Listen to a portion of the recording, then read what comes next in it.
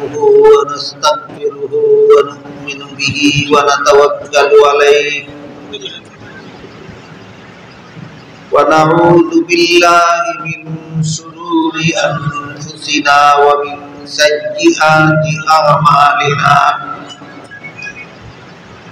من يهده الله فلا مضل له ومن يضلله فلا هادي له ونشهد أن لا إله إلا الله وحده لا شريك له ونشهد أن سيدنا ونبينا ومولانا محمدا عبده ورسوله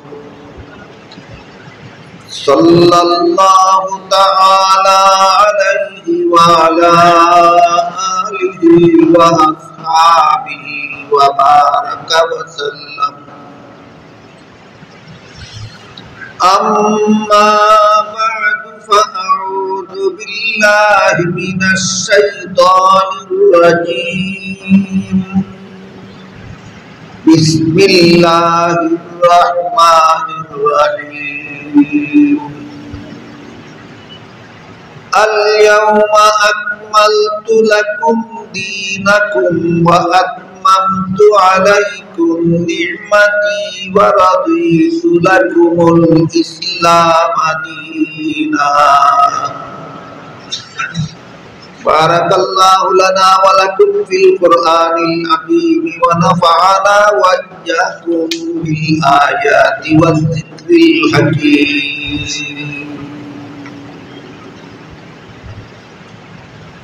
हज़रात उलमाए किराम मुहतरम हाज़िरीन पवित्र कुरानेर सूराए मायदा এই সূরায়ে মায়েদার 3 নম্বর আয়াতের একটু অংশ আমি আপনাদের সামনে তিলাওয়াত করেছি সম্ভবত বিগত দিনে কোন রমজানেও এই আয়াতাংশ তিলাওয়াত করা হয়েছিল এবং সংক্ষিপ্ত আকারে এর তাফসীর থেকে আলোচনা হয়েছে তারপরও এবার এই বছর আবার নতুন ভাবে এই আয়াতাংশ তেলাওয়াত করার কারণ হলো আমার মনে হয় এই আয়াতাংশের বিস্তারিত তাফসীরের ব্যাপারে আমাদের সমাজের অনেকেই উদাসীন এজন্য বিস্তারিত আলোচনা হওয়ার দরকার যেন আমাদের মধ্যে উদাসীনতা না থাকে আমাদের অবহেলা যেন দূর হয় সেই উদ্দেশ্যে এই বছর আবারও আমি সেই আয়াতাংশ আপনাদের সামনে তিলাওয়াত করেছি এখানে আল্লাহ বলেন আল ইয়াউমা আকমালতু লাকুম দীনাকুম এর অর্থ হলো আজকে আমি তোমাদের দ্বীনকে পরিপূর্ণ করে দিলাম এই যে দ্বীন একটা শব্দ আল্লাহ এখানে ব্যবহার করেছেন আজকের এই বছরের যে 3 দিনের প্রোগ্রাম আমার এখানে আজকে থেকে শুরু হয়েছে আজকে আগামীকাল এবং পরশু এই 3 দিনে আমি শুধু দ্বীন শব্দের তাফসীর বা বিস্তারিত ব্যাখ্যা আপনাদের সামনে তুলে ধরার চেষ্টা করব যদি আল্লাহ তৌফিক দেন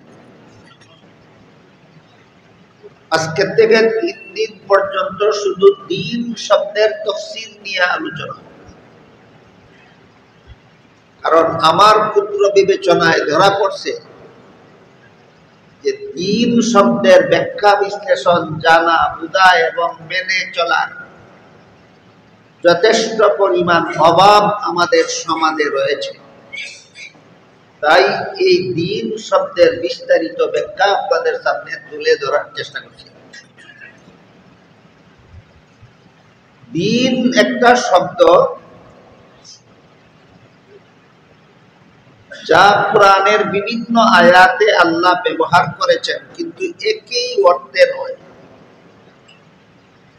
দিন শব্দকে আল্লাহ কোরআনের বিভিন্ন আয়াতে বিভিন্ন অর্থে ব্যবহার করেছেন। প্রথমেই আমরা মনে রাখি যে দিন শব্দটাকে আল্লাহ কোরআনের সবগুলি আয়াতে একই অর্থে ব্যবহার করেননি, বরং বিভিন্ন আয়াতে বিভিন্ন অর্থে ব্যবহার করেছেন। যেমন ধরুন, পবিত্র কোরআনের যে আয়াতে আল্লাহ সর্বপ্রথম দিন শব্দটা ব্যবহার করেছেন, সেটি হলো সূরাতুল ফাতিহার ৩ নম্বর আয়াত। এখানে আল্লাহ বলেছেন মালিকি ইয়াউমিদ্দিন। এই আয়াতে আল্লাহ দিন শব্দ ব্যবহার করেছেন কর্মফল অর্থ বুঝাবার। আয়াতের শব্দার্থ হলো কর্মফল দান দিবসের মালিক আল্লাহ। যেহেতু সারা দুনিয়ার সমস্ত মানুষের পরিপূর্ণ কর্মফল আল্লাহ কিয়ামতের দিনে দান করবেন, এই জন্য কিয়ামতের দিনকেই আল্লাহ কর্মফল দেওয়ার দিন নামে আখ্যায়িত করেছেন।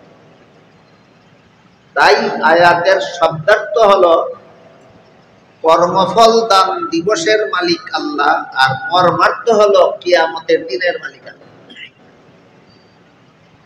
এই আয়াতে আল্লাহ দিন শব্দটাকে কর্মফল অর্থে ব্যবহার করেন।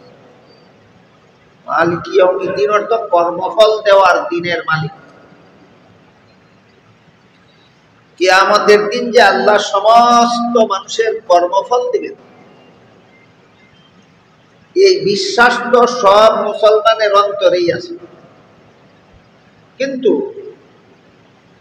এই বিশ্বাসকে পাশ কেটে, এই বিশ্বাসকে এড়িয়ে বর্তমান সমাজের বেশিরভাগ মুসলমান নানা রকম অপকর্মে লিপ্ত। যে সমস্ত অপকর্মের বিবরণ দিয়া সারা রাতেও শেষ করা যাবে। বর্তমান সমাজের বেশিরভাগ মুসলমান অসংখ্য অগণিত অপকর্মে লিপ্ত, অথচ বিশ্বাস করে সকল কর্মের ফল আমার কিয়ামতের দিন নিতে হবে, ভোগ করতে হবে। আমি যদি বিশ্বাসই করি আমার অপকর্মের সাজা আমার কিয়ামতের দিন ভোগ করতে হবে, তাহলে কোন সাহসে আমি অপকর্মে লিপ্ত থাকি?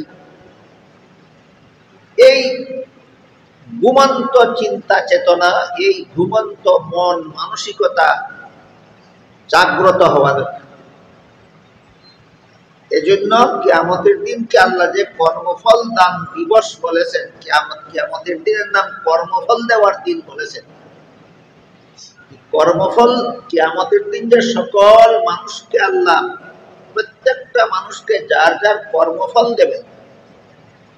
কর্ম যার খারাপ হবে তার ফলাফলও খারাপ হবে, কর্ম যার ভালো হবে তার ফলাফলও ভালো হবে।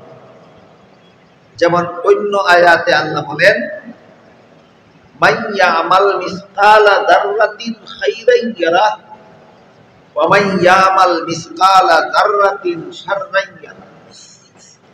কেউ যদি বিন্দু মাত্র সৎকর্ম করে, নেক আমল করে, এর ফল সে কিয়ামতের দিন পেয়ে যাবে।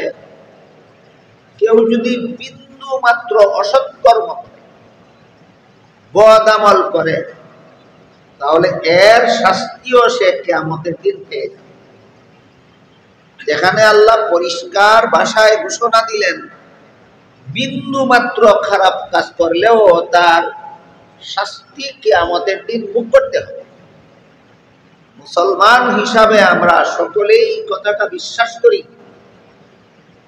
সকল প্রকার অপকর্মের শাস্তি কিয়ামতের দিন ভোগ করতে হবে। এই বিশ্বাস অন্তরে থাকা সত্ত্বেও বর্তমান সমাজের বেশিরভাগ মুসলমান দিন রাত 24 ঘন্টা অসংখ্য অগণিত অপকর্মে লিপ্ত থাকে। কোন সাহসে? এর একমাত্র কারণ হলো আমাদের এই বিশ্বাস কি আমাদের দিন যে অপকর্মের শাস্তি ভোগ করতে হবে, এই বিশ্বাস দুর্বল হতে হতে এতই দুর্বল হয়েছে যে এখন শূন্যের কোটায় পৌঁছে যাওয়ার পর আমাদের দিন সকল প্রকার অপকর্মের শাস্তি ভোগ করতে হবে, এই বিশ্বাসটা যার যত শক্তিশালী থাকবে, এই বিশ্বাসটা যার অন্তরে যত মজবুত থাকবে, সে সকল প্রকার অপকর্ম থেকে তত দূরে অবস্থান করবে। কোন মুসলমান অপকর্মে তখনই লিপ্ত হয় যে আমার অপকর্মের শাস্তি কিয়ামতের দিন আমাকে ভোগ করতে হবে, এই বিশ্বাস যখন দুর্বল হয়। আমার কথা বুঝে থাকলে বলুন, কিয়ামতের দিন যে অপকর্মের শাস্তি ভোগ করতে হবে, এই বিশ্বাস শক্তিশালী থাকলে কি অপকর্মের সাহস থাকে? থাকে না। এই বিশ্বাস দুর্বল হলেই অপকর্মের সাহস। তাহলে আমরা যারা নানা রকম অপকর্মে লিপ্ত থাকি দিন রাত 24 ঘন্টা, আমাদের যে এই বিশ্বাস যে আমার অপকর্মের শাস্তি কিয়ামতের দিন আমার ভোগ করতে হবে, এই বিশ্বাস শক্তিশালী আছে না মারাত্মকভাবে দুর্বল হয়ে গেছে? এই দুর্বলতা দূর করে বিশ্বাসটাকে শক্তিশালী করার জন্য আলোচনা ব্যাপক হওয়া দরকার, বিস্তারিত আলোচনা হওয়া দরকার। শুকনা মাটির মধ্যে বিন্দু বিন্দু পানি যদি পড়তে থাকে, পানির বিন্দু এক ফোঁটা করে পানির ফোঁটাগুলি পড়তে পড়তে পড়তে পড়তে এক সময় যেভাবে শুকনা মাটির টুকরা ভিজে যায়, কাদা মাটিতে পরিণত হয়ে যায়, ঠিক তেমনি ভাবে মুমিনের অন্তর যখন শক্ত হয়ে যায়, মুমিনের ঈমান যখন, বিশ্বাস যখন দুর্বল হয়ে যায়, তখন কিয়ামতের আলোচনা, মরণের আলোচনা, কবরের আলোচনা, বেহেশত দোজখের আলোচনা অনবরত হতে থাকলে এই আলোচনাটা বৃষ্টির কাজ করে। অন্তরের বিশ্বাস যখন দুর্বল হয়ে যায়, যে দুর্বলতার কারণে নানা রকম অপকর্মে লিপ্ত থাকে, এই অন্তরটা শুকনা মাটির মতো। আর শাস্তির বিবরণের আলোচনাটা হলো বৃষ্টির মতো, পানির বিন্দুর মতো। শুকনা মাটির মধ্যে পানির বিন্দু অনবরত পড়তে থাকলে যেমন শুকনা মাটি নরম হয়ে যায়, তেমনি ভাবে যাদের অন্তরের বিশ্বাস দুর্বল, ঈমান দুর্বল, যাদের অন্তর কঠিন, যারা অপকর্ম করতে কোনো ভয় তাদের অন্তরে জাগে না, এদের অন্তরটাও শুকনা মাটির মতো। এই সমস্ত অপকর্মের শাস্তির বিবরণগুলি হলো বৃষ্টির পানির মতো। আলোচনা হতে থাকলে আস্তে আস্তে আস্তে আস্তে কঠিন অন্তর নরম হয়, উদাসীন অন্তর জাগ্রত হয়। অপকর্মের যে ভয়াবহ শাস্তি দিবেন আল্লাহ পরকালে, সেই শাস্তির ভয় অন্তরে জাগ্রত হয়, তখন মানুষ অপকর্ম ছেড়ে দেওয়ার মতো প্রস্তুতি গ্রহণ করতে পারে। তাই সূরাতুল ফাতিহার 3 নম্বর আয়াতে যে আল্লাহ বলেছেন মালিক ইয়াউমিদ্দিন, কর্মফল দেওয়ার দিনের মালিক আল্লাহ, কিয়ামতের দিনের মালিক আল্লাহ। এখানে আমাদের মূল আলোচ্য বিষয় হলো, এখানে আল্লাহ দিন শব্দটাকে কর্মফল অর্থে ব্যবহার করেছেন। আনুষঙ্গিক আলোচনা হলো কর্মফল যেহেতু ভোগ করতেই হবে, কাজে আমি শাস্তি ভোগ করার মতো অপকর্ম করব কেন? আমার সকল প্রকার অপকর্ম ছেড়ে দেওয়া দরকার কিয়ামতের দিনের কর্মফল ভোগ করার ভয়ে, কিয়ামতের দিনের ভয়ঙ্কর শাস্তি এর ভয় অন্তরে জাগ্রত করার মাধ্যমে সকল প্রকার অপকর্ম ছেড়ে দেওয়া দরকার। এ মর্মে একটা ঘটনা আলোচনা করা যায়, সেটা হল হযরত উমর ফারুক রাদিয়াল্লাহু তাআলা, হযরত উমর ফারুক রাদিয়াল্লাহু তাআলা মরুভূমির রাস্তা দিয়ে কোথাও যাচ্ছিলেন, সাথে খাওয়ার মতো কিছু ছিল না। তখন তিনি আল্লাহর রাসূলের দ্বিতীয় খলিফা, রাসূলের প্রতিষ্ঠিত রাষ্ট্রের প্রধান শাসনকর্তা। রাসূল যতদিন মদিনায় হিজরত করে যাওয়ার পর, রাষ্ট্র প্রতিষ্ঠা করার পর রাসূল দুনিয়াতে আরো 10 বছর অবস্থান করেছেন। সেই 10 বছর রাসূলের প্রতিষ্ঠিত রাষ্ট্রের প্রধান শাসনকর্তা ছিলেন রাসূল নিজে। রাসূলের ইন্তেকালের পর রাসূলের প্রতিষ্ঠিত এই রাষ্ট্রের শাসনকর্তা হিসাবে রাসূলের স্থলাভিষিক্ত সাব্যস্ত হলেন হযরত আবু বকর সিদ্দিক রাদিয়াল্লাহু আনহু। এই স্থলাভিষিক্ত বাংলা শব্দটা যে মর্ম বুঝাবার জন্য ব্যবহৃত হয়, কুরআন হাদিসের ভাষায় ওইটাকেই খলিফা বলা হয়। আবু বকর ছিলেন রাসূলের প্রতিষ্ঠিত রাষ্ট্র পরিচালনার বেলায় রাসূলের স্থলাভিষিক্ত, এর মানে হইল রাসূলের খলিফা। আবু বকর ছিলেন রাসূলের প্রথম খলিফা, আর হযরত উমর ছিলেন রাসূলের দ্বিতীয় খলিফা। রাসূলের দ্বিতীয় খলিফা উমর যখন এই বিশাল রাষ্ট্রের প্রধান পরিচালক নিযুক্ত ছিলেন, তখন উমরের শাসিত দেশটা ছিল প্রায় অর্ধেকটা পৃথিবীর সমান। বাংলাদেশের সমান একটা দেশ ছিল না, ভারতের সমান, পাকিস্তানের সমান, আফগানিস্তানের সমান, ইরানের সমান, ইরাকের সমান নয়। উমরের শাসিত দেশটা ছিল প্রায় অর্ধেকটা পৃথিবীর সমান। এই বিশাল সাম্রাজ্যের প্রধান শাসনকর্তা হওয়া সত্ত্বেও হযরত উমর এত সাদা সিধা চাল চলন ছিল তার জীবনে যে যারা আগের থেকে তাকে চিনত না, তাকে দেখলে তার সাদা সিধা চাল চলনের দ্বারা সে কল্পনাও করতে পারত না যে এই লোকটা অর্ধেকটা পৃথিবী শাসন করে। বুঝে থাকলে বলুন, খলিফা উমর বিশাল সাম্রাজ্যের শাসনকর্তা হওয়া সত্ত্বেও জাঁকজমকপূর্ণ চালচলন ছিল না অস্বাভাবিক সাদাসিধা? অস্বাভাবিক সাদাসিধা। তার দেশ শাসনের পদ্ধতির একটা ঘটনা আছে, সেটা হলো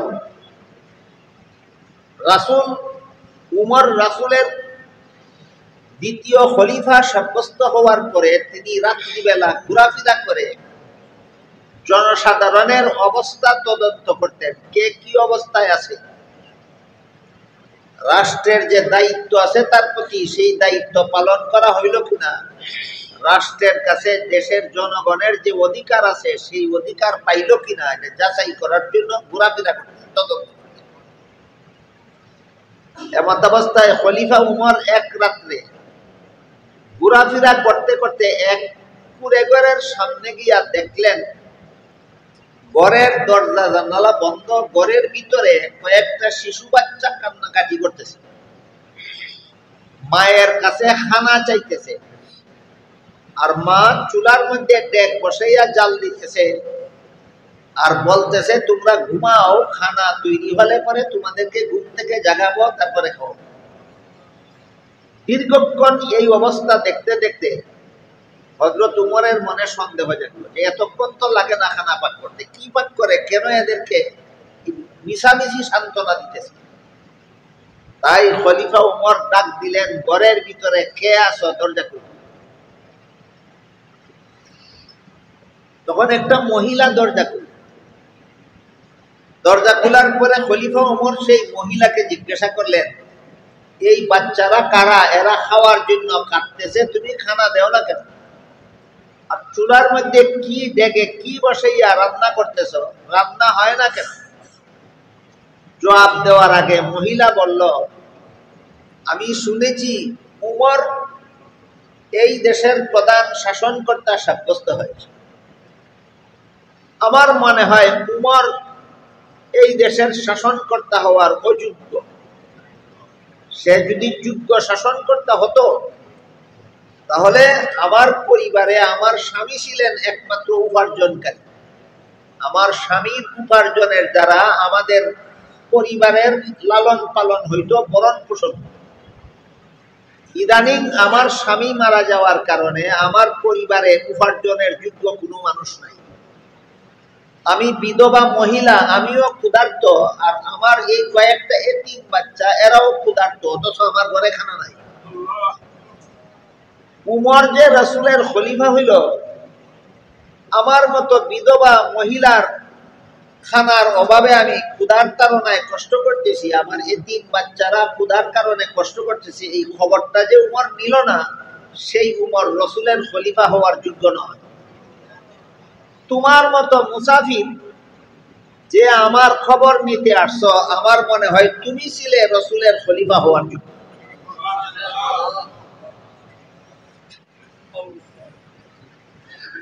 এই কথা শুনে খলিফা উমর তার গোলামকে সাথে নিয়ে খাদ্য গুদামে ঢুকলেন। সরকারি খাদ্য গুদামে ঢুকে গোলামকে বললেন, আটার বস্তা আমার ঘাড়ে উঠে।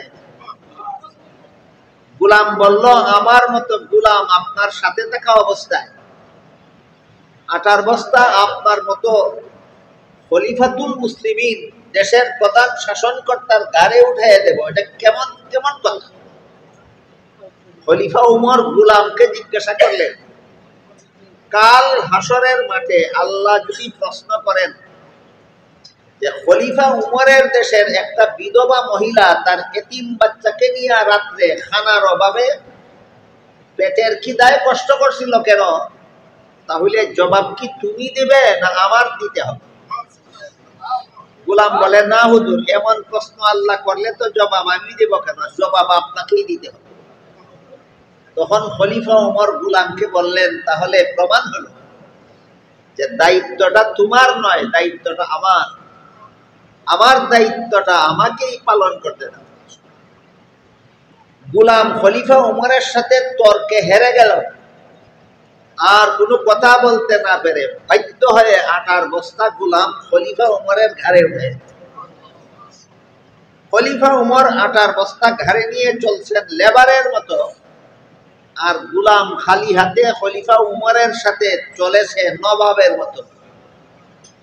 দুইজন বিধবার বাড়িতে গেলেন, আটার বস্তা নামালেন, আটা খুললেন, বিধবা মহিলার দ্বারা রুটি তৈরি করালেন, এতিম বাচ্চাদেরকে ঘুম থেকে জাগালেন, রুটি শেখাইয়া বাচ্চাদেরকে খাওয়াইয়া তাদের মুখে হাসি ফুটাইয়া ফিরার সময় বিধবা মহিলাকে বললেন, আগামীকাল অফিসের টাইমে তুমি খলিফা উমরের অফিসে যাইবে, সেখান থেকে তোমার এবং তোমার এতিম বাচ্চাদের ভাতা বরাদ্দ করে দাও। কথা মতো বিধবা মহিলা পরের দিন খলিফা উমরের দরবারে গিয়া দেখে গত রাত্রে যেই লোকটার কাছে অভিযোগ করে বলেছিল,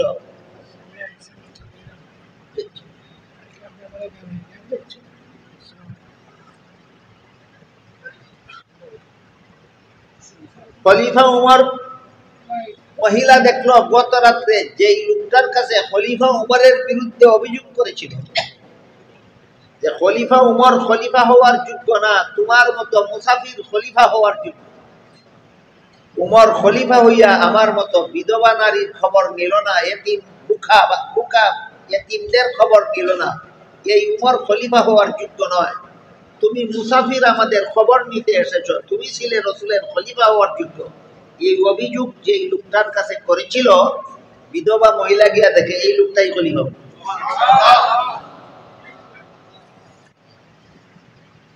এই ছিল খলিফা উমরের দেশ শাসন পদ্ধতির একটা অংশ। এই রকম শাসনকর্তা যেই দেশে থাকবে, এই দেশের সরকার মরবে কি খাইয়া আর জনগণ মরবে না খাইয়া। এই অবিচার, এই জুলুম, এই অত্যাচার এমন দেশে হতে পারে না।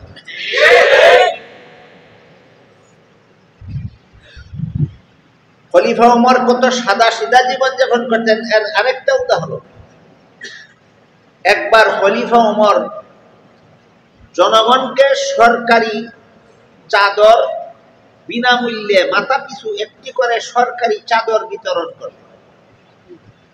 তারপর শুক্রবারে জুমার নামাজের খুতবা দেওয়ার জন্য যখন খলিফা উমর মিম্বরে দাঁড়ালেন, দেখা গেল খলিফা উমরের শরীরে সরকারি চাদর দুইটা। এমত অবস্থায় জুমার একজন মুসল্লি দাঁড়িয়ে বলল, খলিফা উমর, আমাদেরকে সরকারি চাদর একটি করে দান করেছেন, আপনি দুইটা ব্যবহার করেছেন, কোন অধিকারে? এই সম্পদের, সরকারি সম্পদের মালিক তো আপনি না, আপনি বন্টনের দায়িত্বশীল। আমাদেরকে যেভাবে একটি করে চাদর দিয়েছেন, আপনারও একটি চাদর গ্রহণ করার অধিকার ছিল। আমাদেরকে একটি করে সরকারি চাদর দিলেন, আপনি দুইটা চাদর গ্রহণ করলেন, কোন অধিকারে? এই প্রশ্নের জবাব দিতে না পারলে আমি আপনার খুতবাও শুনবো না, আপনার পিছনে নামাজও পড়ব। খলিফা উমর বললেন, তোমার প্রশ্নের জন্য তোমাকে ধন্যবাদ, কিন্তু দুঃখিত, আমি তোমার প্রশ্নের জবাবটা আমি দিতে পারবো না, আমার ছেলে আব্দুল্লাহ দেবে। উমরের ছেলে আব্দুল্লাহর কাছে যখন জবাবের দায়িত্ব গেল, তখন তিনি বললেন, আমার বাবা খলিফা উমর যেভাবে তোমাদেরকে মাথা পিছু একটি করে বিনামূল্যে সরকারি চাদর বিতরণ করেছেন, তেমনি ভাবে আমার বাবাও একটি মাত্র চাদরই গ্রহণ করেছেন। কিন্তু ঘটনা হলো, আমার বাবা খলিফা উমরের একটা রিলিফের চাদর ছাড়া আর কোনো কাপড়ই নেই। নিম্নাঙ্গে পড়লে উর্ধাঙ্গ খালি থাকে, উর্ধাঙ্গে পড়লে নিম্নাঙ্গ খালি থাকে। এমত অবস্থায় তোমাদের জুমার নামাজের ইমামতি করতে পারেন না। এই জন্য আমার ভাগে যে চাদরটা আমি পেয়েছিলাম, সেটাও আমার বাবাকে দান করেছি, যেন কাপড় দুইটা পরে তোমাদের ইমামতিটা করতে পারে।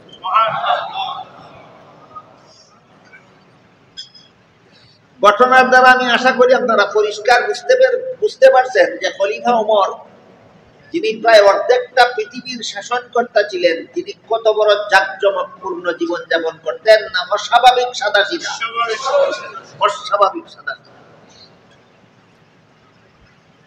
এই খলিফা উমরের আরেকটা, তিনি মরুভূমির রাস্তা দিয়ে কোথাও যাচ্ছিলেন, সাথে খাওয়ার মতো কিছু নেই। বলুন তো, যেই লোকটা একটা রিলিফের চাদর ছাড়া আর কোনো কাপড়ই নাই, এই লোকটার কি সফরের সময় সাথে খাওয়ার কিছু না থাকা কি অস্বাভাবিক না স্বাভাবিক ব্যাপার? স্বাভাবিক ব্যাপার। খলিফা ওমরের সাথে খাওয়ার মতো কিছু ছিল না। মরুভূমির রাস্তা, রাস্তার পাশে দোকানপাটও নাই, বাড়িঘরও নাই, খানা জোগাড় করার কোনো ব্যবস্থা নেই। ক্ষুধার্ত অবস্থায় খলিফা ওমর খুঁজতেছিলেন কোনো খাদ্য কোথাও থেকে সংগ্রহ করা যায়। এমত অবস্থায় দেখলেন একটা রাখাল ছেলে এক পাল ছাগলের রাখালি করছে। ওই রাখাল ছেলে তার পালের একটা দুধের ছাগলের দুধ দোহন করে পান করেছে। খলিফা ওমর সেই রাখাল ছেলের কাছে গিয়া বললেন, রাখাল ভাই, দেখলাম তুমি একটা ছাগলের দুধ দোহন করে পান করেছো, আমার পেটে বড় খিদা, তুমি দয়া করে আর একটা ছাগলের দুধ দোহন করে আমাকে একটু পান করতে দাও। ওই রাখাল ছেলে ও বিধবা মহিলার মতো খলিফা ওমরকে দেখে চিন্ত না, সাদা সিধা অবস্থা দেখে মনে করেছিল একজন পথিক মুসাফির। তাই রাখাল ছেলে খলিফা ওমরকে বলল, মুসাফির ভাই, এই ছাগলের পালের মালিক আমি না, আমি মালিকের বেতনভোগী চাকর। মাস শেষে মালিক যে নগদ টাকা দেয় তাও আমার রাখালির বেতন।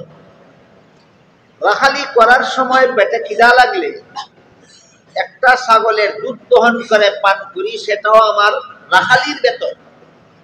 তুমি যেহেতু আমার মালিকের বেতনভোগী চাকর না, কাজেই মালিকের অনুমতি ছাড়া আমি তোমাকে এক ফোঁটা দুধ দিতে পারি।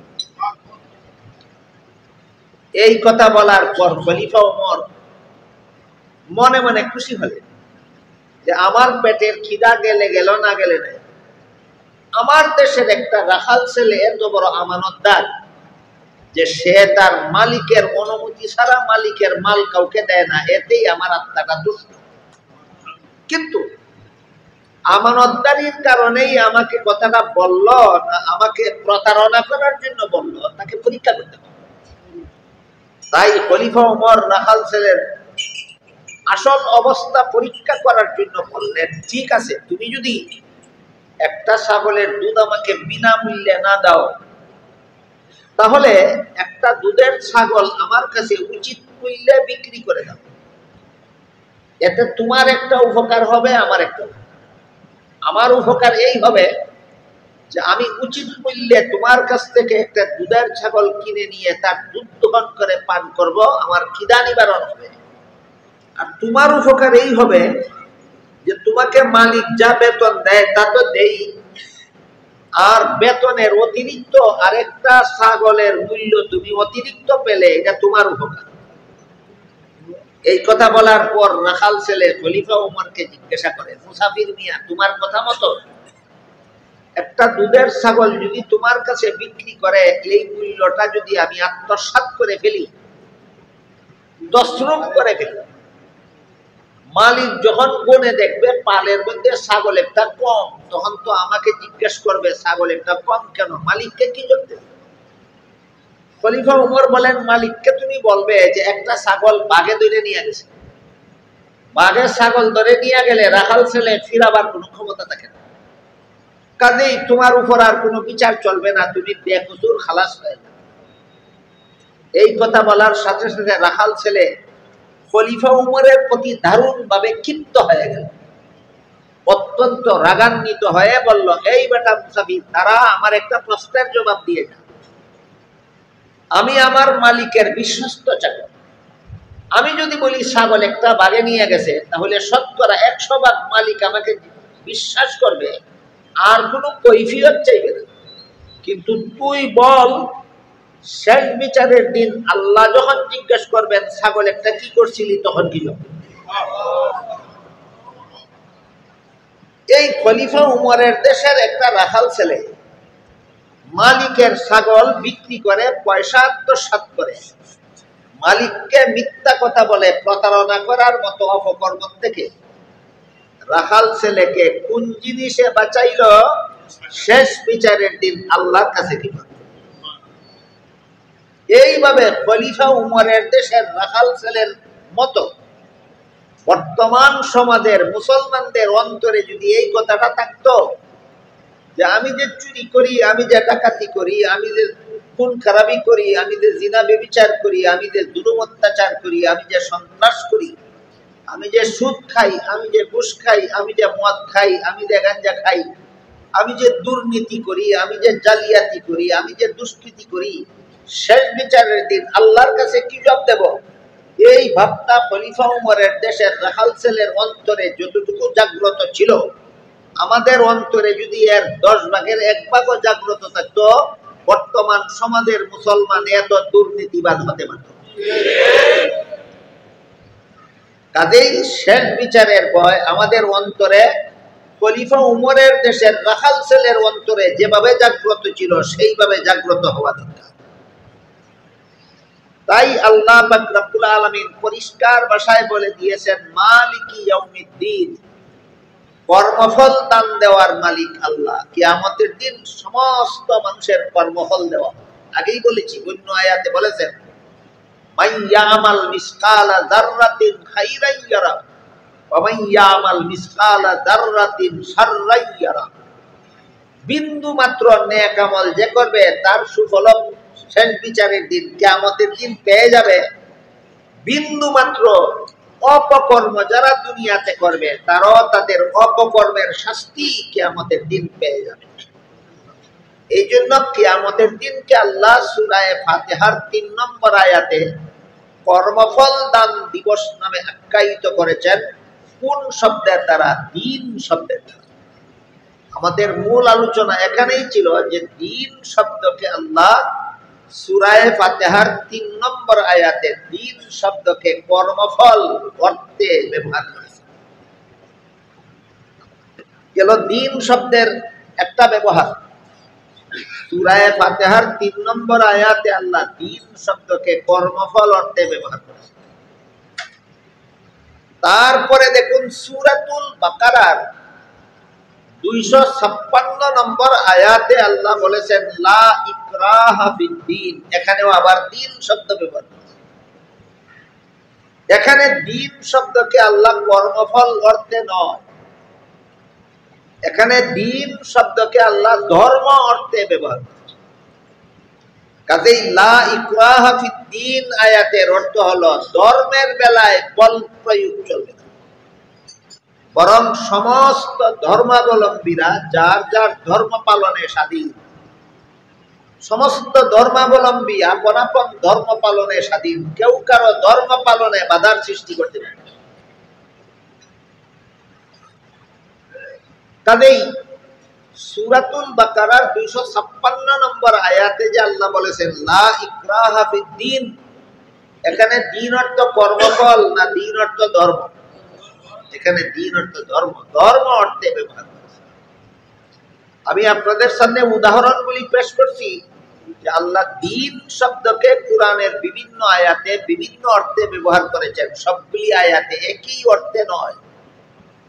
সূরাতুল ফাতিহার 3 নম্বর আয়াতে দিন শব্দকে আল্লাহ কর্মফল অর্থে ব্যবহার করেছেন, আর সূরাতুল বাকারার 256 নম্বর আয়াতে আল্লাহ দিন শব্দকে ধর্ম অর্থে ব্যবহার করেছেন। লা ইকরাহা ফিদ্দীন এর অর্থ হলো ধর্মের বেলায় বল প্রয়োগ চলবে না, বরং সমস্ত ধর্মাবলম্বীরা আপন আপন ধর্ম পালনে স্বাধীন, কেউ কারো ধর্ম পালনে বাধা দিতে পারে। এখান থেকে আনুষঙ্গিকভাবে একটা প্রশ্ন জাগে, তাহলে কি সবগুলি ধর্মই আল্লাহর কাছে গ্রহণযোগ্য? এই প্রশ্নটা জাগে। যেহেতু আল্লাহ পরিষ্কার ভাষায় বলে দিয়েছেন সমস্ত ধর্মাবলম্বীরা আপন আপন ধর্ম পালনে স্বাধীন, কেউ কারো ধর্ম পালনে বাধা দিতে পারবে না, তাই প্রশ্ন জাগে তাহলে কি সবগুলি ধর্মই আল্লাহর কাছে গ্রহণযোগ্য? এই প্রশ্নের জবাব বিভিন্ন আয়াতে পাওয়া যায়। তোর মধ্যে এক আয়াতে আল্লাহ বলেছেন ইন্নাদ দীনা ইনদাল্লাহিল ইসলাম, আল্লাহর কাছে গ্রহণযোগ্য ধর্ম একমাত্র ইসলাম। কথা পরিষ্কার, আল্লাহর কাছে গ্রহণযোগ্য ধর্ম একমাত্র ইসলাম।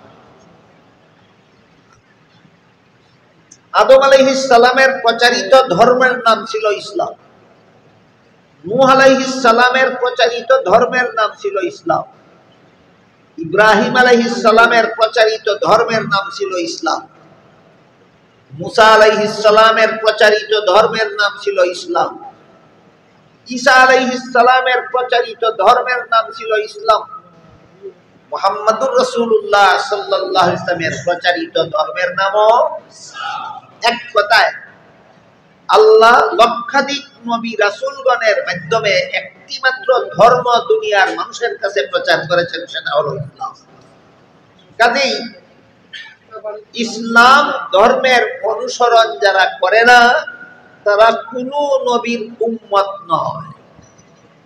ইসলাম ধর্ম যারা পালন করে না, ইসলাম ধর্ম যারা গ্রহণ করে না, ইসলাম ধর্ম যারা মানে না, তারা কোনো নবীর উম্মত নয়। একা আয়াতে বলেছেন ইন্নাদ দীনা ইনদাল্লাহিল ইসলাম, আল্লাহর কাছে গ্রহণযোগ্য ধর্ম হলো ইসলাম। আর এক আয়াতে আরো পরিষ্কার ভাবে বলেন, এটা হলো সূরা আলে ইমরানের 85 নম্বর আয়াত, সেখানে আল্লাহ বলেন মাই ইয়াবতাগি গায়রাল ইসলামি দীনান ফালাই ইউকবালা মিনহু, ইসলাম ছাড়া অন্য কোন ধর্ম যদি কেউ পালন করে তাহলে তার পালিত ধর্ম কখনো আল্লাহর কাছে গ্রাহ্য হবে না। ইসলাম ছাড়া আর কোন ধর্ম আল্লাহর কাছে গ্রহণযোগ্য নয়। কথা কি অস্পষ্ট না সুস্পষ্ট? ইসলাম ছাড়া আর কোন ধর্ম আল্লাহর কাছে গ্রহণযোগ্য নয়। আজকাল দেখা যায় অনেকেই লা ইকরাহা ফিদ্দীন এই আয়াতের মর্ম সমাজে প্রচার করে যে আল্লাহ বলেছেন সমস্ত ধর্মাবলম্বীরা আপন আপন ধর্ম পালনে স্বাধীন, কিন্তু ইসলাম ছাড়া আর কোনো ধর্মই আল্লাহর কাছে গ্রহণযোগ্য নয়, এই কথাটা জীবনে কোনোদিন ভুলেও মুখে উচ্চারণ করে না। কোরআনের একটা কথা ব্যাপকভাবে প্রচার করে, আর একটা কথা জীবনে কোনোদিন ভুলেও উচ্চারণ করে না। এরা কি সত্যই কোরআনের অনুসারী, না কোরআনকে স্বার্থ সিদ্ধির মতলবে ব্যবহার করে? এরা সত্যই কোরআনের অনুসারী নয়, কোরআনের অংশ বিশেষকে স্বার্থ সিদ্ধির মতলবে ব্যবহার করে। এটা কোনো মুসলমানের চরিত্র হতে পারে না। বরং আল্লাহ কোরআনের অন্য আয়াতে এটাকে ইহুদিদের চরিত্র বলে আখ্যায়িত করেছে। ইহুদিদেরকে সম্বোধন করে আল্লাহ বলেছিলেন, আফাতুমিনুনা বিবাদিল কিতাব ওয়া তাকফুরুনা বিবাদ ফামা জাযাউ মান ইয়াফআলু যালিকা মিনকুম ইল্লা খিজিয়ুন ফিল হায়াতিদ দুনিয়া ওয়া ইয়াউমাল কিয়ামাতি ইউরাদ্দুনা ইলা আশাদ্দিল আযাব ওয়া মাল্লাহু বিগাফিলিন আম্মা তা'মালুন। ইহুদিদের সম্বোধন করে আল্লাহ বলেন, ইহুদিদের এই স্বভাবের বিবরণ দিয়া যে এরা আল্লাহর কিতাবের এক অংশ মানে আর এক অংশ মানে না, এর বিবরণ দিয়ে আল্লাহ ইহুদিদের সম্বোধন করে বলেন, তোমরা কি আল্লাহর কিতাবের একাংশ মানবে আর একাংশ মানবে না? এই রকমের কুচক্রান্ত যারা আল্লাহর কিতাব নিয়ে করবে, আল্লাহ বলেন এদেরকে দুইটা শাস্তি দেব, একটা দুনিয়াতে একটা আখিরাতে। দুনিয়াতে এদের শাস্তি হবে, মানুষের সমাজে এরা লাঞ্ছিত আর বঞ্চিত হবে, আর আখিরাতের শাস্তি হবে জাহান্নামের ভয়ঙ্কর আযাব। সুতরাং আল্লাহর কিতাবের এক অংশ ঢালাও ভাবে প্রচার করা আর এক অংশ জীবনে কোনোদিন মুখে উচ্চারণ না করা, কি বুঝলেন? এটা মুসলমানের চরিত্র না ইহুদিদের চরিত্র? এই চরিত্র কেউ অবলম্বন করে সত্যই আল্লাহর কিতাব অনুসরণের জন্য, না কুমতলব চরিতার্থ করার জন্য? কুমতলব চরিতার্থ। আপনারা যদি ইহুদির চরিত্রে চরিত্রবান না হয়ে মুসলমানের চরিত্রে চরিত্রবান হতে চান, তাহলে ধর্মের বেলায় বল প্রয়োগ চলবে না। সমস্ত ধর্মাবলম্বী আপন আপন ধর্ম পালনে স্বাধীন, কোরআনের এই কথাটাও মানতে হবে। আর ইসলাম ছাড়া আর কোন ধর্মই আল্লাহর কাছে গ্রহণযোগ্য নয়, সেই কথাটাও মানতে হবে।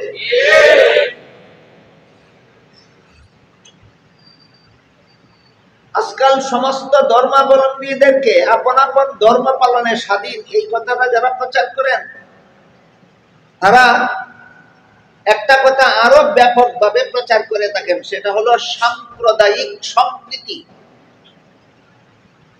এই সাম্প্রদায়িক সম্প্রীতি একটা কথা, এটা একটা মূলক ধাঁধায় পরিণত হয়েছে। সাম্প্রদায়িক সম্প্রীতির নামে এরা সত্য ধর্ম আর বাতিল ধর্মকে একাকার করে দিয়ে জগা খিচুড়ি পাকাবার অপচেষ্টায় লিপ্ত। অথচ আমার মনে হয় এরা নিজেরাও জানে না, বুঝে না সাম্প্রদায়িক সম্প্রীতি কাকে বলে। আল্লাহ পাক রব্বুল আলামিন সূরাতুল বাকারার 256 নম্বর আয়াতে সাম্প্রদায়িক সম্প্রীতির পরিপূর্ণ রূপরেখা পেশ করেছেন। সাম্প্রদায়িক সম্প্রীতির সুস্পষ্ট বিবরণ রয়েছে কোরআনে। সুতরাং সাম্প্রদায়িক সম্প্রীতির মন গড়া ব্যাখ্যা চলবে না। কোরআন সাম্প্রদায়িক সম্প্রীতির ব্যাখ্যা দিয়েছে। কি ব্যাখ্যা? তোমার ধর্ম পালনে তুমি যেমন স্বাধীন, আমার বাধা দেওয়ার অধিকার নাই। আমার ধর্ম পালনে আমিও স্বাধীন, তোমারও বাধা দেওয়ার অধিকার নাই। এইটার নাম সাম্প্রদায়িক সম্প্রীতি।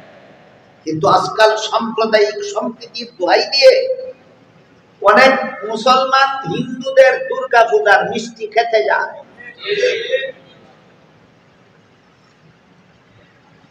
আর বলে এর নাম সাম্প্রদায়িক সম্প্রীতি। এটা সাম্প্রদায়িক সম্প্রীতি নয়, সাম্প্রদায়িক সম্প্রীতির অপব্যাখ্যা।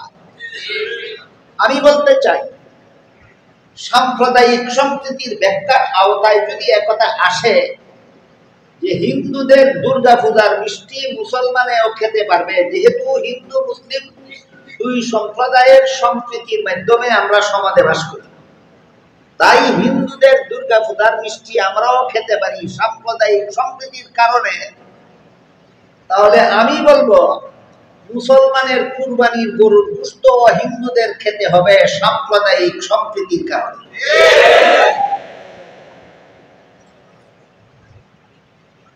আমার জানা মতো আজ পর্যন্ত বাংলাদেশের কোন হিন্দু মুসলমানের কুরবানির গরুর গোশত খেতে আসেনি, কিন্তু অনেক মুসলমান দুর্গা পূজার মিষ্টি খেতে যায়।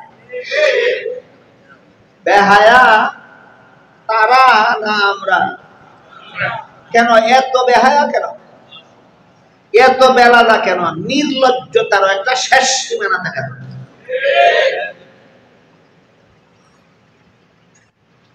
দুই সম্প্রদায়ের সম্প্রীতি কি একতরফা হবে না উভয় পক্ষে হতে হবে? সাম্প্রদায়িক সম্প্রীতির ব্যাখ্যা যদি এই হয় যে ধর্ম যার যার উৎসব সভা,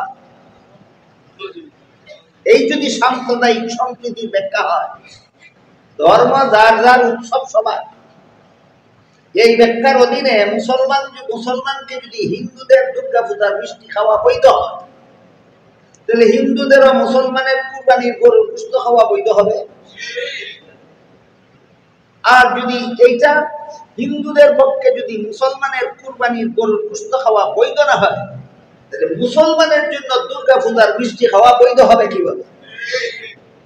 এই চিত্রামিটা করা হয় যে স্লোগানের মাধ্যমে, সেই স্লোগানটাতে বলা হয় ধর্ম যার যার উৎসব সবার।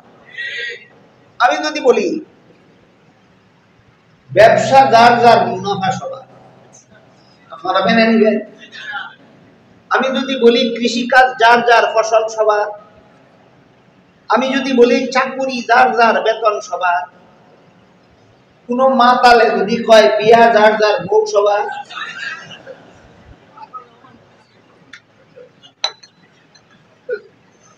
যেমন ভাবে ব্যবসা যার মুনাফা তার, গৃহস্থী যার ফসল তার, চাকুরি যার বেতন তার, ঠিক তেমনি ভাবে বিয়া যার বউ তার, ঠিক তেমনি ভাবে ধর্ম যার উৎসব তার।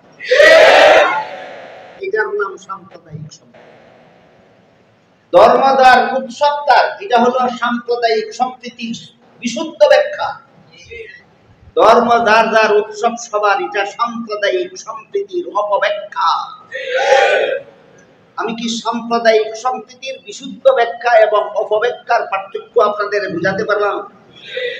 আজকাল সাম্প্রদায়িক সম্প্রীতির এই অপব্যাখ্যা করা হয় ওই লা ইকরাহা ফিদ্দিন আয়াতের দ্বারা দলিল। আল্লাহ বলেছেন সমস্ত ধর্মাবলম্বীরা আপন আপন ধর্ম পালনের, তুমি কি আর তার ধর্ম পালনের শরীক হবার কথা বলছে না, তাকে বলেছে তোমার ধর্ম পালনের তুমি সাথে। দেখুন তো আয়াত আল্লাহ কি বলেছে, আরেকজনের ধর্মীয় অনুষ্ঠানে তুমি শরীক হওয়ার কথা না তার ধর্ম পালনে সে স্বাধীন হওয়ার কথা। এত বড় জঘন্যতম অপব্যাখ্যা কেন? পেটে পেটে কুমাত্ম, তলে তলে কুমাত্ম। মতলব হইল ইসলাম ধর্মে আর মূর্তি পূজার ধর্মে একাকার করে জগা খিচুড়ি বানিয়ে দেওয়া।